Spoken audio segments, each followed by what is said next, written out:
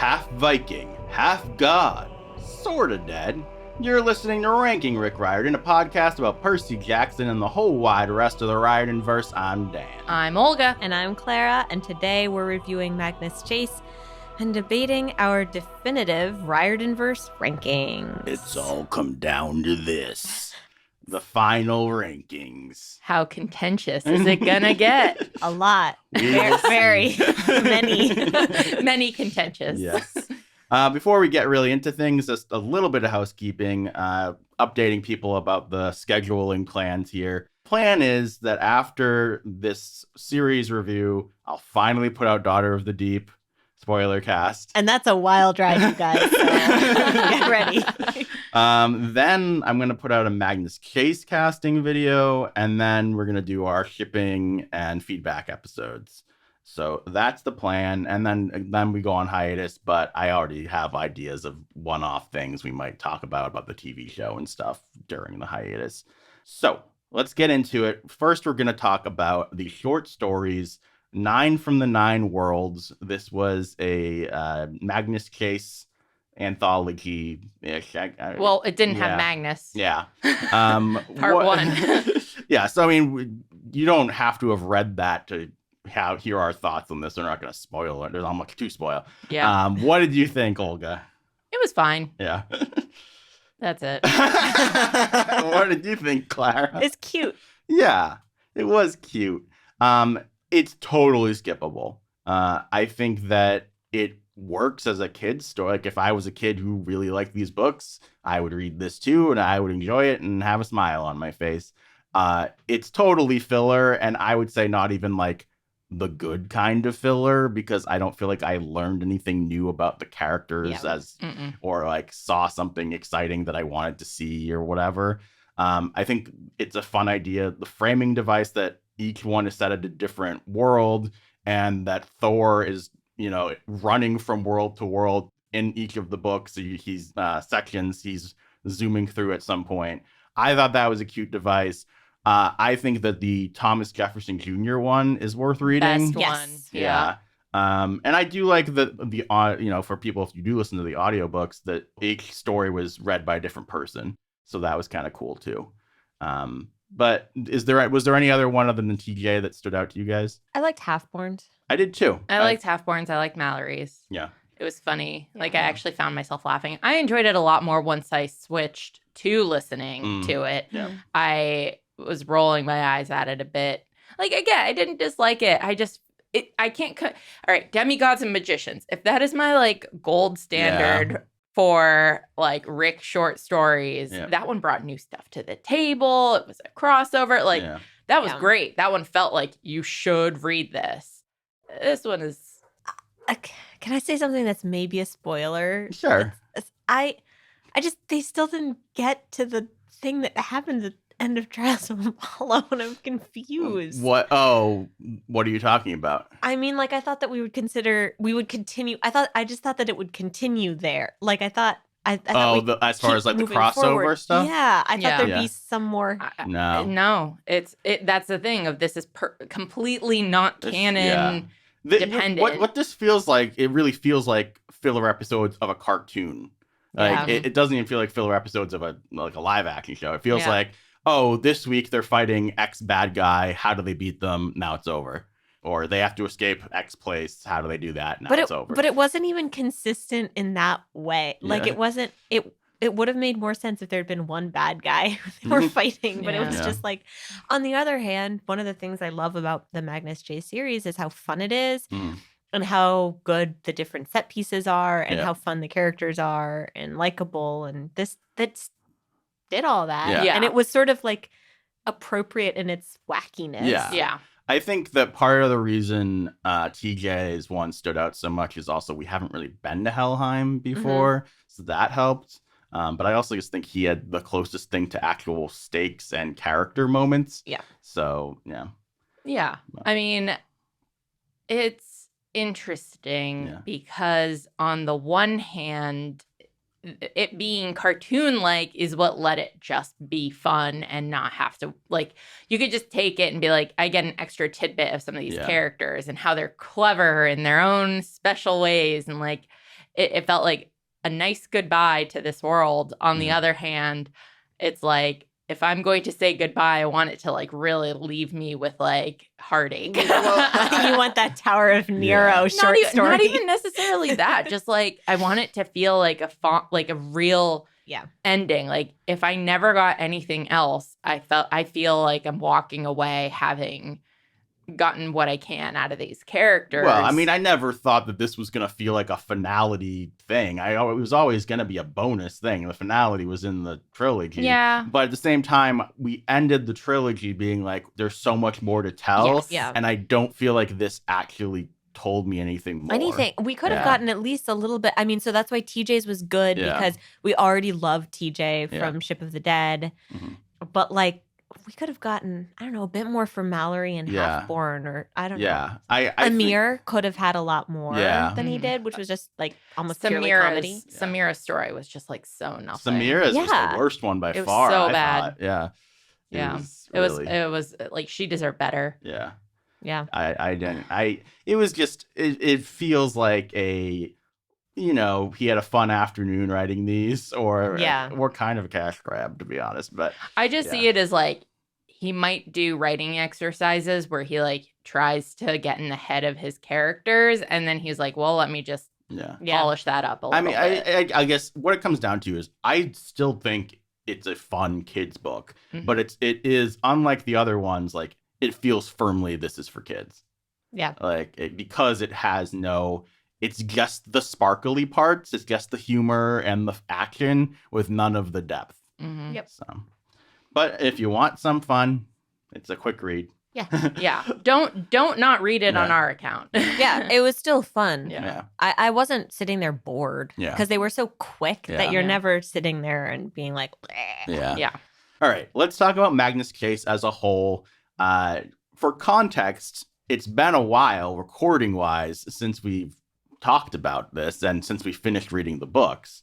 I want to say like a month, maybe. Might be more. Maybe more. It's my fault. So how are you, Clara, feeling about Magnus Chase now that we have some distance, not as much recency bias, maybe?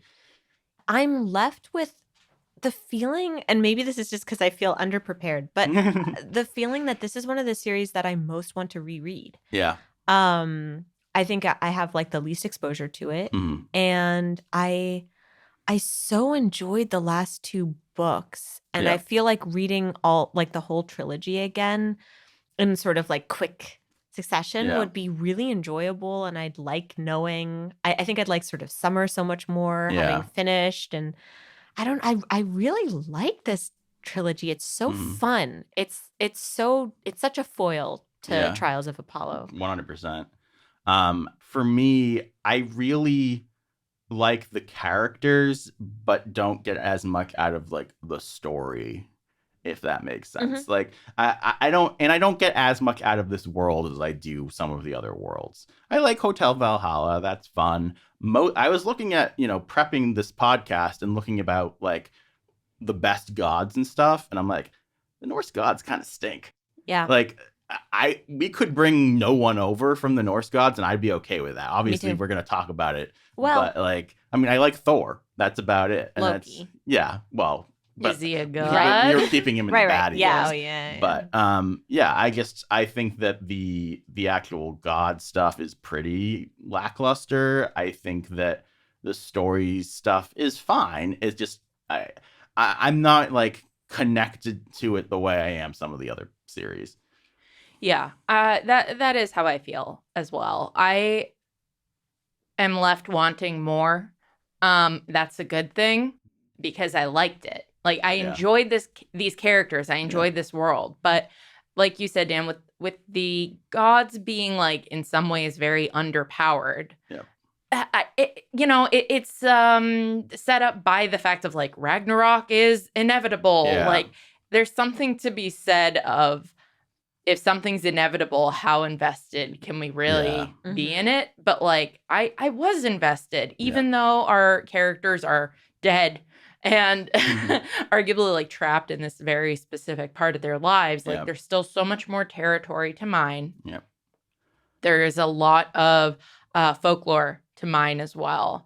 And that's why I'm like, this desperately needs a continuation. This is the series that I think would be most wronged by not having, like, by that crossover not taking place. Yeah. Yeah. So I'm left being like, okay, I'm ready to watch like more Viking stuff because I'm like in that Norse mythology mode. And I don't want to underplay how much I like the characters. I do think this is the best ensemble cast of everyone other than maybe the Seven. You know, I think, but the Seven feels like a cheat because they had point of view chapters. Yeah. This one had still just a single point of view, but the ensemble I feel very, very connected to. And the ensemble was the point of the story. Mm-hmm. Yeah. I think the ensemble is fantastic. That really is worth emphasizing that even though we're looking at it purely from Magnus's point of view, we still get so much like heart and time and like understanding of his friends and found family. Yeah. Like that is really skillful in that case. Yeah. And I think that the way it handled Sam's religious stuff, I thought was fantastic and really interesting, gave her a different dimension, gave the books a different feel. And I think that the romance with Alex and Magnus is also a huge standout. Mm-hmm. Yeah. And all the set pieces. Yeah. Like these books are just, I think for me, these are the most fun to read. Mm-hmm. I feel like they are like his like grown up take at the Percy Jackson. I agree. Original stuff. I completely agree. And this is one that I would feel like really comfortable giving to an elementary school student and being like, this is like more, you know, like a 4th or 5th grader and saying like, oh, you like Percy Jackson? Try this. Yeah. Whereas like Heroes of Olympus and Trials of Apollo, I'm a little more like, maybe you're not ready for that. Yeah. It's more complex. There's just like more going on as well. It is interesting though, because even in those short stories, it's like, and then I will rip off your head and drink the blood out of your neck. But I like that. I think that's fun. I think that's totally appropriate for children to read about.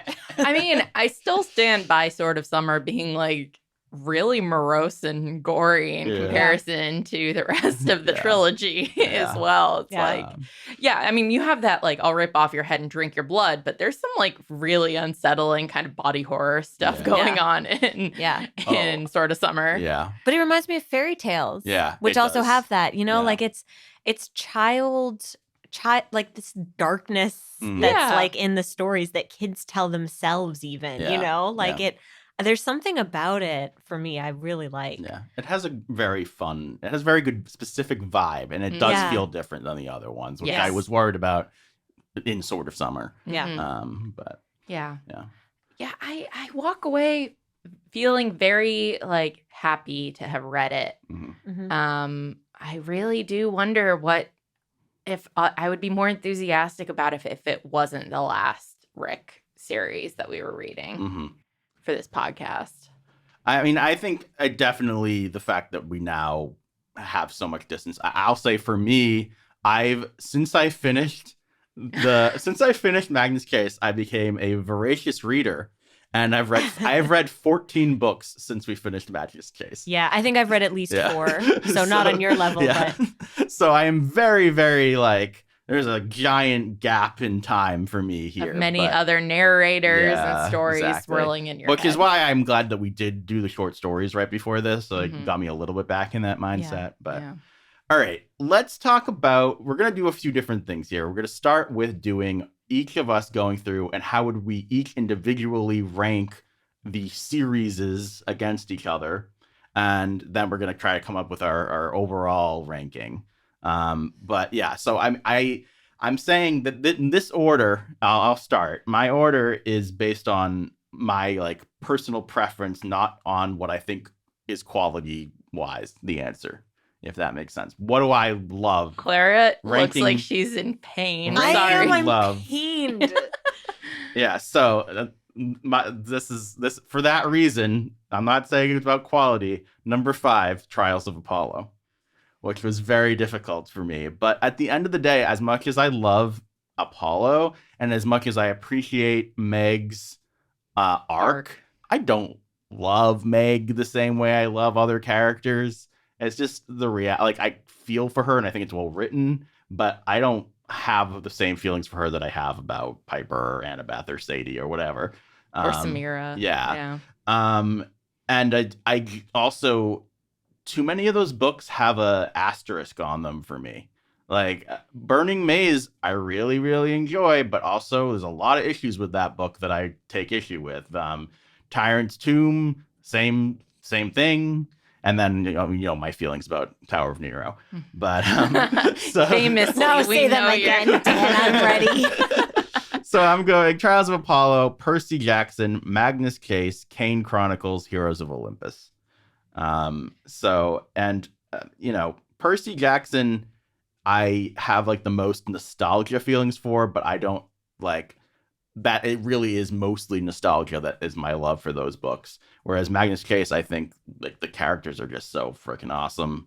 Kane Chronicles, I just love the magic and the Egypt stuff the most, I think. And then Heroes of Olympus, I love the 7. I think that their journey is really cool. Mm-hmm. Can I go next? Yep.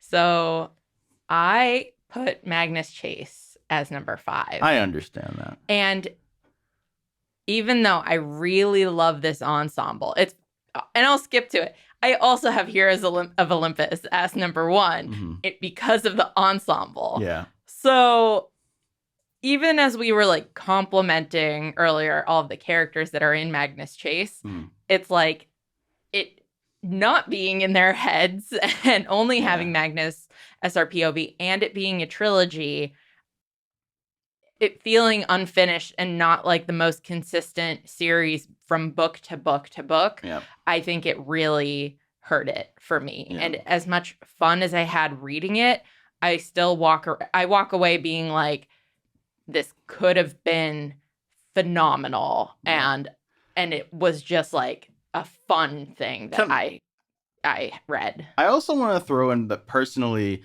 I think that these characters in Magnus Chase are really enjoyable. I don't know that they're the deepest compared to some of the other series. They don't really have arcs for the most part. Even Hearth, who has a lot going on, he's like, things are bad. Now they continue to be bad. I have to deal with this bad thing. Bad. And like what Sam does manage to defy Loki, but like other than that, like I don't think that there's a lot of growth. Yeah. You know. It feels constantly to me, Magnus Chase feels like the epitome of a great book for kids, where it's not about like an unlikable character growing to learn to love or something, but it's about like, these are great people. Yeah. Try to be like these people. Yeah. These are heroes and you should aspire to be like them. And it does that really well, I think. It really reminds me of Avatar. Yeah. Here's the problem with Magnus Chase as a series, or the Gods of Asgard. Yeah. I don't think that I've like squeed at a single like I'm not like sitting here. Not even Alex and Magnus? I mean, that was nice. Like I like them together. Yeah. Like I like that. But I'm not sitting like there's no thing that really, now that I'm sitting here thinking, that has my like heart racing, being like, oh my God, when I read that was like incredible in happiness. Can I ask you, what's your Kane Chronicles one for that? What is my Kane Chronicles moment for that? I think that it would actually be the scene in the the Hermitage Museum with set. Yep. And just like that whole set piece. Yep. Like that's the thing. I know the individual set pieces of Magnus Chase, but like, oh no, what am I saying? It's Bess giving up his soul. Like what? No. I'm like, why? Yeah. I think you guys know what book might be on my top 10. But it's just like Kane Chronicles. Even for all my qualms, I'm still like, that left me wanting more as well. But it was so good. I have to say, if rereading anything, I kind of want all three of us to reread Red Pyramid because you guys were so not there, but I feel like if you reread it, you'd be more there. So I'll just finish it off. So I have Magnus Chase, Trials of Apollo, kind of similar reasons to you, Dan, as much as like I'm like an emotionally like ruined person thanks to Apollo. Yeah. Like it's just, it was a little bit weird because the ensemble's changing like book to book. Meg took a long time to become someone I cared about. And just generally, as you said, it's too many asterisks. Yeah. Then I have Kane Chronicles. Mm-hmm. And that is because I need to reread it and then it might move up to number 2. Number 2, Percy Jackson. Yes, I have the nostalgia, but I feel like it is the most like coherent series, and it is very focused. And even though it's like firmly middle grade, it still just is very satisfying in its narrative. I think its plotting and its pacing as a series is one of the best. Yes. Yeah. And then number 1, Heroes of Olympus, as I said. So many standout moments, so many amazing characters. Yeah. Yes, you have asterisks, but like, come on. Clara, what's up? I just have a different list. I wonder what's her number 1. So, coming in at number 5, I have Kane Chronicles. Oh, and this is the one. This is the one. Bias. No, I know, and I agree, and I think this could switch so easily if I reread it. So that's like huge disclaimer because I know I loved Kane Chronicles. I adore Sadie. There were so many moments in that I loved. Nubis, come in. The new, for real, the difference in the magic was so fantastic. But it's 5 for me just because I love all of these series. I mean, that's the thing. It's difficult with ranking the stuff is something being at the bottom sounds terrible, but at the end of the day, I like all of them. In terms of young adult book series, Kane Chronicles is still at like 5 for me. So probably so. Yeah. 4, ready guys? Heroes of Olympus. What? Yep. Is your thing going to be the inverse of my list? Yes, I think it so. is. But you didn't put Kane Chronicles at number 1. I put it at number 2. Right. Well, okay. Close enough. Yeah. So 3, Magnus. Mm-hmm. I just think this is like such a good series. It feels, although I want more, it also has a really happy, good ending for me, and I appreciate that it doesn't feel like there's a ton of filler in Magnus. I think the ending of Magnus is stronger than the ending of Kane Chronicles. Yeah, and Kane Chronicles for me, the reason it's sort of lower is that I feel like there was a ton of stuff that I was like, oh my god, like there was a lot that felt like it dragged. The stuff that I love, the highs of Kane Chronicles for me were really probably higher than the highs I have for Magnus Chase. But overall, and Heroes of Olympus, I don't know why it's so low, but it just is for me. Too many giants. It's a lot of giants. The stakes, the personal stakes for the individual characters felt high. Yeah. But the world stakes felt kind of low. The villains were so boring and dumb. Okay. At number 2, I have Percy Jackson. Trials of Apollo. Wow.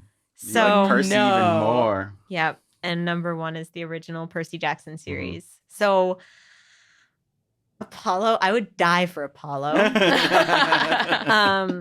And I love him so much, but I agree with you all. Like I think that there are flaws in that series, and the original Percy Jackson books are so important to me. I think it goes beyond nostalgia. I think it cements it as a classic. Yes. And I think that there's really something to be said that for all of our criticisms, here I am like full circle. Yeah.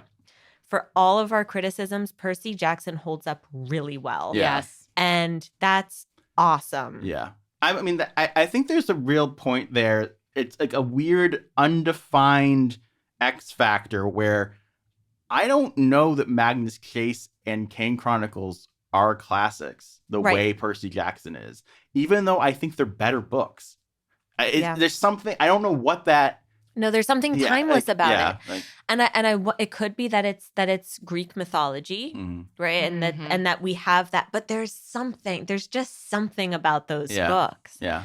And I agree with you. Magnus and the Kane Chronicles don't have that. And Trials of Apollo, for all that I love it, Trials of Apollo is the high school version of Percy Jackson for me. It's truly, you take Percy Jackson and now they're in high school in a way that for me, that's not there with Heroes of Olympus. There's still a lot that's much more childish. Yeah.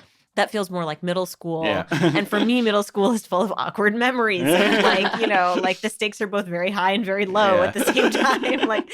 So Yeah, I think, I mean, this isn't great for podcasting being like, there's some factor that makes us like this. Yeah. But yeah, I mean, it's the inconsistencies I would say within Percy Jackson are less varied than they are with any other series. I think Percy Jackson is just so good at achieving what it's aiming for. Whereas I think some of these other ones, even if they're better and they're aiming for more or whatever, do they hit their mark in the same way? Yeah. And I think Percy Jackson as a series hits its mark constantly. Yeah. Like pretty much 100% of the time. Yeah.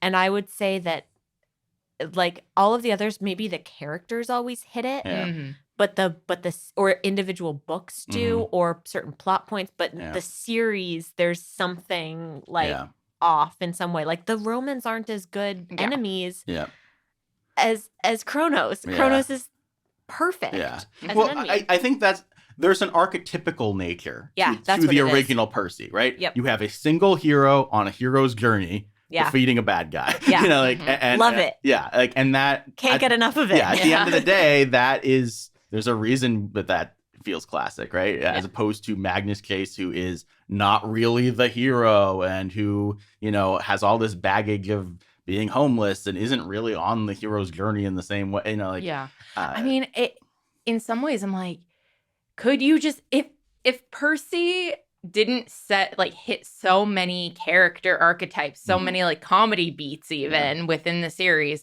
like they could have lent themselves to any other series and any other, you know, godly like folklore as well, but they were taken by the precedence of Percy and they just fit so well there. Yeah. So like, yeah, maybe if Rick had started with Norse mythology, Zeus would be the motivational speaker, weird, you know, guy that Odin is. And then we'd be like, ugh, Zeus is stupid. And also he like sucks in the pantheon. Why is this the direction that you're going with? But like, you know, it's just a difficult thing of like, as he keeps writing, he has to keep reinventing and pushing and he's getting more ambitious. And there are so many standout moments, but just like the overall package is so good. It's so tight with Percy. It's so good. Yeah. I was struggling, you guys. You've heard me say it, but oof. So is it worth us trying to merge our like I vote? think so. I think we should do it. Okay. Let's all right. hurt ourselves. How do we want to do it? Do we want to say what is number 5 and debate that? Yeah. Or? Yeah. Okay. I had Trials of Apollo. You had Magnus Chase. Oh, but now we're aiming for quality. Yeah. Right. So Trials of Apollo is not going to be number 5 anymore for me. If we talk quality, I might put Kane Chronicles last. I think it almost has. I mean, Magnus. I think it's either Magnus or Kane Chronicles. And it's because they're trilogies and they don't have it's not fair. Yeah. It's not fair. Isn't. It's not fair that Kane Chronicles is 5 on my list. I'm really and it's also really hard for me to think just quality wise of Magnus versus Kane because I think that the mythology of Egypt is just so much more interesting to me. I find that a much more refreshing departure from what we had than Magnus Chase, but I don't think that's fair in some ways because Norse mythology has its like is used as a launching point for lots of media just because we're like, you know, sick of hearing about it. It doesn't mean it isn't like a refreshing take. Yeah, I'm more just like the actual world of the Kane Chronicles I am more excited by. Yeah, I mean, I am as well. I stand with quality-wise keeping Magnus low. Again, like the characters are so good, but it's just like such a... All right, let's vote. Is Magnus number 5? Say your hand. Raise your hand. What? I don't know. How do we do your audio? Hand. Okay. Who's voting for Magnus as number 5? Olga. Only Olga. So then me and Clara are saying Kane Chronicles. You love Kane Chronicles so much. Yeah, what the hell? All right, so Kane Chronicles is number 5. I feel like this always happens to you, Olga. You people convince me of something and then betray me? All right, so Kane Chronicles number 5, Magnus Chase number 3. Mm-hmm. Now, what do we say? Wait, number 3. What I mean, happened number to number 4? Number 4. So are we saying? I think we're saying Kane Chronicles, Magnus, Heroes of Olympus. How do we feel I think we're about saying that? Kane Chronicles, Magnus, original Percy Jackson. No. No? For quality? For No. quality, I think the Heroes of Olympus books are better than the Percy Jackson books. Full Yes. stop. Right. So I think for quality, yeah, I think it goes Percy and then Heroes and Me then too. Trials. I think so. Why are you saying no? You just agreed that Percy is not as good as Heroes of Olympus, so why? In terms of I quality. actually thought you were saying Trials, not Heroes. Oh, so what, I misheard. So what you think Percy is higher quality than Heroes? I think it's higher quality than Trials. Oh, so you would go Trials, Percy, Heroes? Yes. No. I can't stand for that. Listeners, help me out. They're not going to help us out. We put Magnus second. I know. Everyone's going to be mad You about guys. that. I think, yeah, I mean, Trials, Percy, Heroes, that sounds pretty good. You know? Are you pulling my leg? No, I'm pretty okay with that. Trials is take Apollo out of it, Yeah. and it is But wild. you can't take Apollo out of it. It's the trials of Apollo for a reason. This Not is the Trials Apollo's... of Meg. No. If we're going to talk about characters having an Meg arc, would disagree. Yeah. First of all, if we're talking about the hero's journey, Yeah. Trials of Apollo is phenomenal. Like Yes. Apollo's But story it has like and a Apollo really as a bad character. ending that nobody no, likes. I'm not gonna agree No, with you. no. I'm not siding. I don't want you to side with me because of that. That you're not allowed to agree with my placement just because you think those thoughts. But no, I mean, my issue with it being like high is, well, I completely agree. Apollo's journey is like, mwah, mwah, How about this? beautiful. How about this? Will you do heroes or Percy heroes trials or heroes or She wants Heroes top. you want heroes top? It's more that I want Percy second. How will- screwy is that? I'm willing to do Heroes Percy Trials. Yeah, I would heroes do that. Percy trials. That's how I would do that. Yeah. That's Okay. that's exactly All right. what I would do. All right, so we have. Did we do Clara's Did we list? just do Clara's list? Yeah, we have. So no, because she did No, Percy number 1. Yeah. Yeah, So we did Kane Chronicles, Magnus Chase, Heroes of Olympus, Percy Jackson, Trials of Apollo. yeah, Mhm. yeah. Which is several different things for me. Yeah. But All right. I think that it's nobody's list. it's nobody's Yeah. list, but I think it's the right one. Yeah. And part of that is that we rated for quality Yeah. the first time. Yeah. Yeah. This time. It's again, I'll look at this tomorrow and be like, what were we thinking? We crazy. Yeah. King Chronicles is so good. My Mm. list sucks. Well, I'm also. Is Percy real? Percy is not better than Heroes of Olympus. Why do we have Percy at number 2? Because you gave up for me. No, Percy Percy's- should be number 3. It should go Percy, Heroes, Trials. Why? Because Heroes of Olympus is a better series. The quality of the writing and the Okay, storytelling yeah, and the okay. character work Yeah, is yeah. much. For it being not quite middle grade, but in getting somewhere in between, it has Yeah. like so much beautiful Yeah. character work, so Yeah. much relatability. Like, You know, It's I just was so wrong much to say more it was epic. middle school, actually, because I'm thinking about Blood It's of Olympus. freshman year. and It's freshman year. Welcome to the real world, kiddos. Yeah. All right, Kane Chronicles, Magnus Chase, Percy Jackson, Heroes of Olympus, Trials of Apollo. Yep. That's our decision. That's our decision. yeah. All right, now we are going to get into our specific other ranking things, but before that, I want to remind people they can send us feedback for our big feedback episode that's coming up soon.